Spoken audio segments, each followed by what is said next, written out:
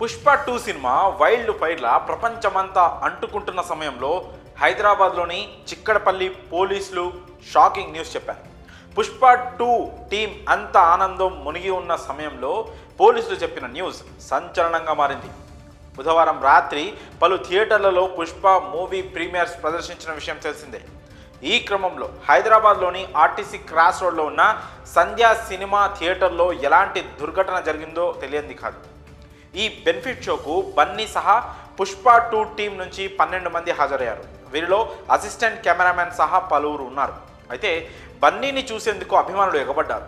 ఈ క్రమంలో జరిగిన తోపులాటలో రేవతి అనే మహిళ మృతి చెందగా ఆమె కుమారుడు ప్రాణాపాయ స్థితిలో కొట్టుమిట్టాడుతున్నాడు. తాజాగా బన్నీ టీం దీనిపై స్పందించి బాధిత కుటుంబాన్ని అన్ని విధాలా ఆదుకుంటామని, మా బృందం ఆ కుటుంబాన్ని కలిసి అవసరమైన సహాయాన్ని అందజేస్తామని తెలిపింది.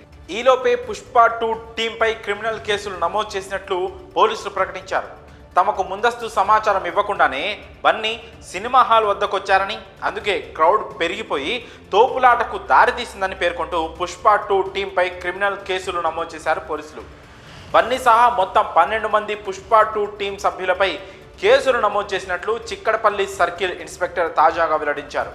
A1గా సంధ్యా థియేటర్పై కేసు నమోదు చేయగా A2గా అల్లు అర్జున్పై కేసు నమోదు చేశారు. ముందస్తు సమాచారం ఇచ్చుంటే మరింత మంది పోలీసులను మోహరించి అభిమానులను కట్టడి చేసేవారమని అన్నారు.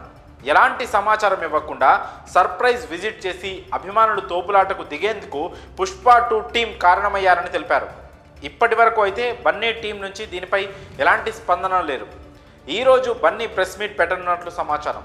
ఈ విషయంలో బన్నీ ఎలాంటి నిర్ణయం తీసుకుంటారనేది చూడాలి. మరి ఈ విషయంపై మీ అభిప్రాయాలను కామెంట్స్ రూపంలో తెలియజేయండి.